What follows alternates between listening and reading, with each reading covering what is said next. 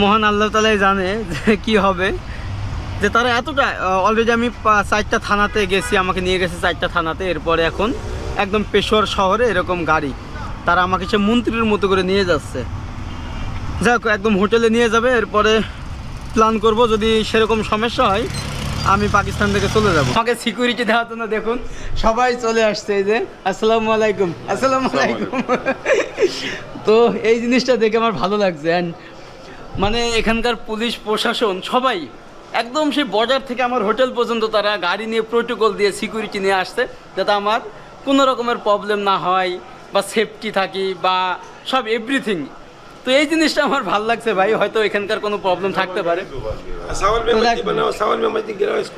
दुआ करेगा फिर पाकिस्तान में बहुत बांग्लादेश आएगा, बहुत घूमने।